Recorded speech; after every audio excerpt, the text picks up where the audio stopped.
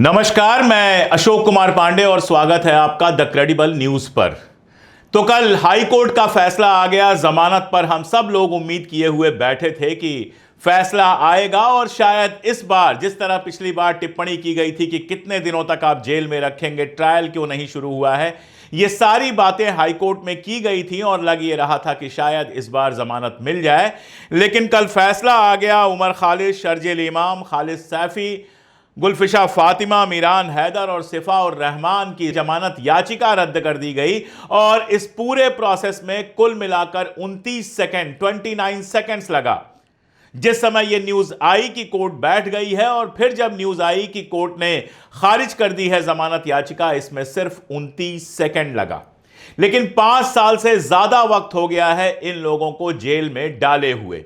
जनवरी से सितंबर 2020 के बीच इन सब लोगों को जेल में डाला गया है और 5 साल से ये लोग जेलों में सड़ रहे हैं। 5 साल में ट्रायल शुरू भी नहीं हुआ है। यानी खेल बड़ा अच्छा है, आप ट्रायल शुरू मत कीजिए, कोर्ट में ट्रायल शुरू ना हो और इनको जेल से रिहा कीजिए मत। तो कल को अगर ये बेगुनाह भी साबित हो जाते हैं तो 5 साल की सजा तो अभी हो गई, आगे जाने कितनी और सजा भुगतना है। यह एक ऐसा मामला है जिस पर देश भर में हलचल होनी चाहिए थी, क्योंकि यह केवल 6 लोगों का मामला नहीं है। आज न्यूयॉर्क टाइम्स ने एक पूरा पन्ना दिया है इस खबर पे। एक पूरा पन्ना न्यूयॉर्क टाइम्स में सिर्फ इस खबर पे है कि हिंदुस्तान में 6 पॉलिटिकल एक्टिविस्ट को, जिनको सीएए के समय, एंटी सीएए मूवमेंट के बाद दिल्ली में जो दंगे हुए उसके चक्कर में गिरफ्तार किया गया है। लेकिन हिंदुस्तान के जो अखबार हैं, भारत के जो अखबार हैं, किसी ने चौथे पन्ने पर, किसी ने तीसरे पन्ने पर, किसी ने एक कॉलम में, किसी ने 2 कॉलम में यह सब कुछ निपटा दिया है। बहुत सीधा सवाल यह है कि क्या इस देश में न्याय मुसलमानों के लिए नहीं है? हमारे जज साहिबान जब भाषण देते हैं, सभाओं में जाते हैं, तो कहते हैं jail is an exception but bail is a rule. जमानत जो है वो एक नियम होना चाहिए, सबको मिलना चाहिए और जेल एक्सेप्शन के केस में ही भेजा जाना चाहिए। यह भाषण दिया जाता है।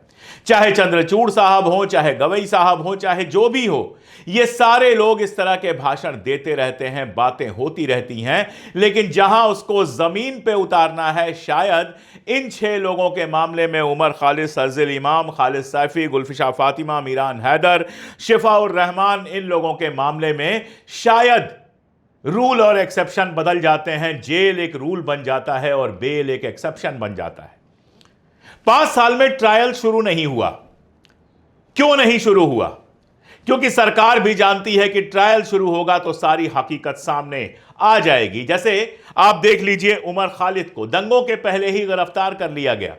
उमर खालिद का एक भाषण एक गोदी मीडिया के चैनल पर काट कर चलाया गया और उसी भाषण के आधार पर गिरफ्तार कर लिया गया इनको। जबकि उस भाषण में उमर खालिद ने साफ साफ कहा कि हमें हिंसा नहीं, अहिंसा का रास्ता अपनाना है। क्या इस देश में अहिंसा का रास्ता अपनाकर कोई आंदोलन करना अपराध है? नहीं है।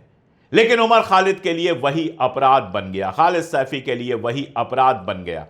इनमें से किसी के ऊपर किसी की हत्या का आरोप नहीं है। इनमें से किसी के यहां एक हथियार नहीं पाया गया।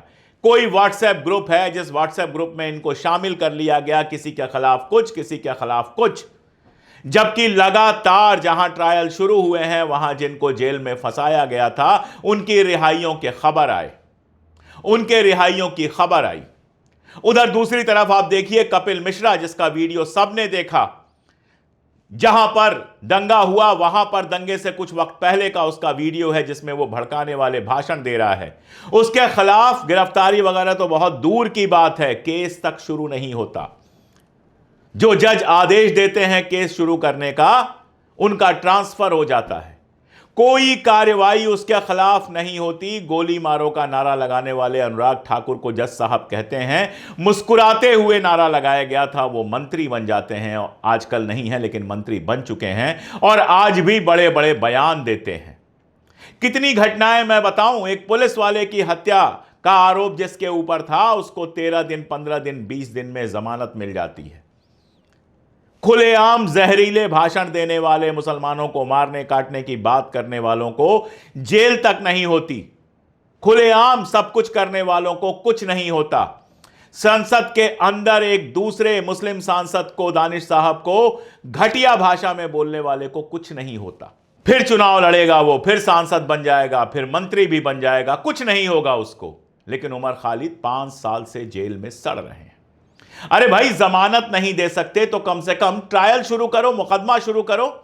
5 साल जेल में हो चुके हैं, फास्ट ट्रैक मुकदमा शुरू करो। हर हफ्ते सुनवाई हो, लगातार सुनवाई हो, 3 महीने 6 महीने में मुकदमा निपटाओ। अगर वो दोषी मिले तो कोई बात है, और ना मिले तो रिहा करो। एक लड़का जो जेएनयू से पीएचडी कर रहा था, दूसरा शर्जिल इमाम विदेश में अपनी नौकरी छोड़ के हिंदुस्तान आया था, खालिद सैफी जो लगातार समाज सेवा का काम करते रहे हैं, गुलफिशा फातिमा जो बाकायदा पार्षद थी, इन सारे लोगों को गिरफ्तार करके रखा गया है। दिन पे दिन बीतते जा रहे हैं, 5-5 साल हो गए हैं। यह कैसा कानून है? ना तो सजा देता है और ना रिहाई देता है। जमानत तो इंसान का अधिकार होता है। क्या ये देश छोड़कर भागने वाले हैं? क्या मुकदमा चलेगा तो वहां पर ये हाजिर नहीं होंगे? क्या ये इतने पावरफुल हैं कि अपने खिलाफ मुकदमे को प्रभावित कर सकते हैं? सबका जवाब है नहीं। लेकिन सरकारी वकील साहब, कल मैं कोर्ट का ऑर्डर पढ़ रहा था, सरकारी वकील साहब तो चाहते हैं कि ये लगातार सारी जिंदगी जेल में ही रहें, ट्रायल शुरू हो चाहे ना हो, जैसे कि जेल के बाहर इनका आना देश के लिए कोई खतरा हो जाए। क्या मजाक बना के रखा हुआ है। कोर्ट कहती है कि इतने सीरियस मामले में हैं ये कि इनको छोड़ा नहीं जा सकता, तो मुकदमा चलाओ। है सीरियस मामला, मान लिया आप ही सही कह रहे हो, आप कोर्ट हो, माई बाप हो, हुजूर हो, आपकी बात 100% सही, मुकदमा चलाओ। कितनी बार ऐसा हुआ है कि लोग 10-10 साल, 15-15 साल जेल में रहे हैं और मुकदमा जब चला है तो बिल्कुल बेगुनाह पाए गए हैं, रिहा कर दिया गया है। सवाल यही उठता है कि उनके 15 साल कौन वापस करेगा?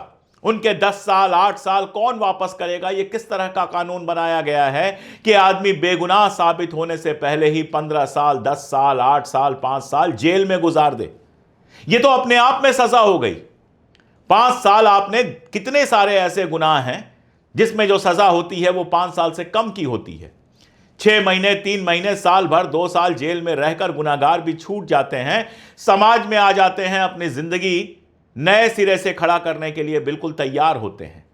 लेकिन यहां तो आपने इनकी जिंदगी के 5 साल ले लिए। बाबा लोग बलात्कार के आरोप में बाकायदा सजा याफ्ता होते हैं, कोर्ट से सजा होती है और उनको पैरोल मिल जाती है, पैरोल पर पैरोल मिलती रहती है। कभी 1 महीने की पैरोल, कभी 15 दिन की पैरोल। ऐसा लगता है कि बस जेल में घूमने फिरने के लिए जाते हैं, कुछ दिन बिताकर फिर वापस लौट आते हैं। यहां खालिद सैफी को बड़ी मुश्किल से 10 दिन की पैरोल मिली क्योंकि उनका बच्चा बीमार था।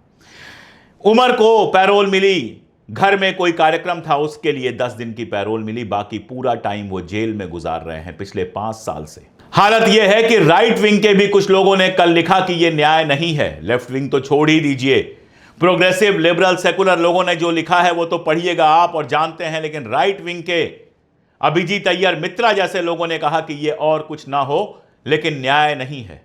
आप किसी से सहमत हो सकते हैं, असहमत हो सकते हैं, किसी को पसंद कर सकते हैं, किसी को नापसंद कर सकते हैं, लेकिन कानून तो सबके लिए बराबर होना चाहिए। अब इस तरह के फैसले के बाद लोग सवाल तो पूछेंगे कि क्या इस देश में हिंदुओं के लिए, मुसलमानों के लिए कानून अलग अलग है?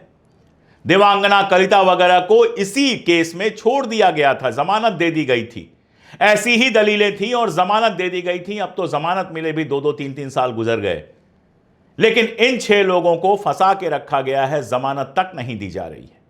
अब यह मामला जाहिर तौर पर सुप्रीम कोर्ट में जाएगा और देश की जनता यह देखेगी कि सुप्रीम कोर्ट न्याय देता है या फिर इसी अन्याय को कंटिन्यू रखता है। देश की जनता यह सवाल पूछेगी कि यह कैसा न्याय है कि अपराध सिद्ध होने से पहले ही 5 साल तक जेल में रखा गया है किसी को, और कब छोड़ा जाएगा किसी को नहीं पता। यह कैसा काला कानून बनाया गया है यूएपीए, जिसमें आप किसी को उठाकर बरसों बरस यूं ही जेल में रख सकते हैं। इस तरह के कानून जब भी बने, कड़े कानून के नाम पर, हमेशा हमारे जैसे लोगों ने सवाल पूछा कि यह कानून गुनहगारों के लिए हैं या फिर बेगुनाहों को फंसाए रखने के लिए हैं। आतंकवाद से लड़ने के नाम पर, कभी किसी चीज से लड़ने के नाम पर जो लोग कड़े कानूनों की मांग करते हैं, उनको एक बार सोचना चाहिए कि यह कड़े कानून है या फिर अन्याय है। पुलिस ने उठाया, गिरफ्तार करके डाल दिया, यूएपीए लगा दिया, उसके बाद जमानत खारिज, जमानत खारिज, जमानत खारिज। पड़े रहिए आप जेल में 6-6, 7-7, 8-8 बरस तक, मुकदमा शुरू भी ना हो, ट्रायल भी ना शुरू हो। अगर इतना मजबूत मुकदमा है, अगर इतने मजबूत सबूत हैं, तो ट्रायल क्यों नहीं शुरू हुआ? यह सवाल तो जनता पूछेगी ही, और हमारे जैसे लोग पूछेंगे। सच कहूं तो दुख भी होता है, शर्म भी आती है। कभी हमारे यहां न्याय का मतलब था कि 100 गुनहगार छूट जाएं, लेकिन एक बेगुनाह पकड़ा नहीं जाना चाहिए। आज कानून का मतलब पलट गया है। जब तक बेगुनाही साबित ना हो, आप जेल में पड़े रहिए, सजा भुगतते रहिए, और कल को अगर आप बेगुनाह भी साबित हो जाइए तो आपके सीने पर 10 बरस, 8 बरस, 15 बरस, 5 बरस की जेल का बोझ हो, आपकी जिंदगी तबाह हो जाए। माफ कीजिए, डेमोक्रेसी में ऐसे कानून कतई नहीं होने चाहिए। माफ कीजिए, हमारा देश तानाशाही की तरफ बढ़ रहा है, और इस तरह के फैसले, इस तरह की चीजें साफ बताती हैं कि कल को कोई भी उठाकर अंदर रखा जा सकता है, और जब तक सरकार चाहे उसको अंदर रख सकती है। आप खुद बताइए कि यह न्याय है या अन्याय? आज कुछ लोगों को बड़ा मजा आ रहा है कि ये मुसलमान हैं, कल को जब उनके घर के आसपास इस तरह की चीजें पहुंचेंगी तो कोई होगा नहीं जो उनके साथ खड़ा हो। मैं मजम्मत करता हूं यूएपीए की, मैं मांग करता हूं कि यूएपीए जैसे कानून हटाए जाएं, लेकिन दर्दनाक यह है कि राज्यों में और खतरनाक कानून बनाए जा रहे हैं। महाराष्ट्र में कानून बनाया गया है, और जगहों पे बन रहे हैं, और जन सुरक्षा के नाम पर दरअसल ये जन विरोधी कानून जनता की आवाज़ उठाने वालों को लगातार जेल में बंद रखने, उनकी आवाज़ को दबाने, उनकी हिम्मत को तोड़ने के लिए इस्तेमाल किए जा रहे हैं। उम्मीद सुप्रीम कोर्ट से है। मैं उम्मीद करता हूं कि सुप्रीम कोर्ट इनको रिहा करेगा। जो अन्याय हुआ है वो अन्याय पलटेगा, और अगर ऐसा नहीं होता है तो लोगों का भरोसा कानून से धीरे धीरे कम होता जाएगा। आज के लिए इतना ही, बहुत शुक्रिया।